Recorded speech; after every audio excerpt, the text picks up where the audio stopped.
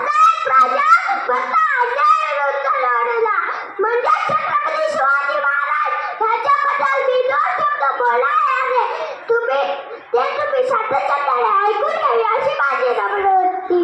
मित्रांनो, सुजय बापू अनेक बऱ्याचशा सत्ता अद्याप महाराष्ट्रात धुमाकूळ घालत होत्या. निजामशाही, आदिलशाही, मुघलशाही, कुतुबशाही ह्यासारख्या अनेक सत्तांनी अद्याप महाराष्ट्रावर कब्जा केला होता. लाखो सैनिक मुघलांच्या खंडात तडफडून मरत होते. स्त्रिया जागून लुटल्या जात होत्या. अनेक स्त्रियांचा कुटुंबाचा धनी मारला जात होता. मराठी माणसावर अन्याय अत्याचार केला जात होता. अशा परिस्थितीत आपल्या महाराष्ट्राच्या भूमीला होता झंकार तर फक्त बेटा अंगार. अशाच वेळी सह्याद्रीच्या खुशीत एक तारा उतरला. शिवनेरी किल्ल्यावर एक तारा चमकला. जिजाऊंच्या पोटी एक हिरा जन्मला. अरे माझा शिवबा जन्मला, माझा शिवबा जन्मला. 19 फेब्रुवारी 1636 रोजी शिवनेरी किल्ल्यावर शिवाचा जन्म झाला.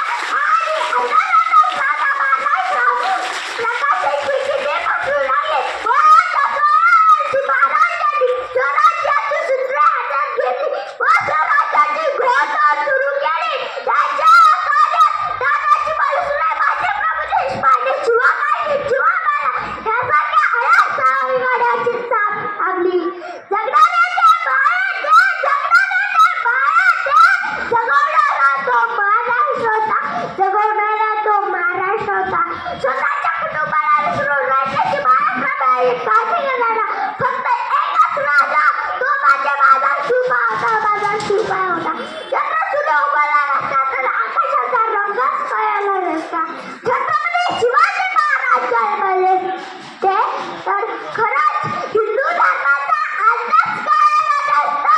हे हिंदू प्रभू शिवाजी राजा, हे हिंदू प्रभू शिवाजी राजा.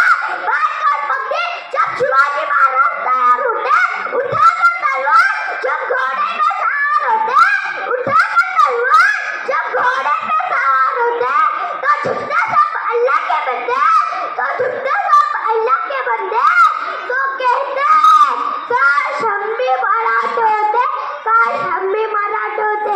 शिवराज छोटे चोराने पराक्रमाने वाजिंतीने स्वराज्य घडवले.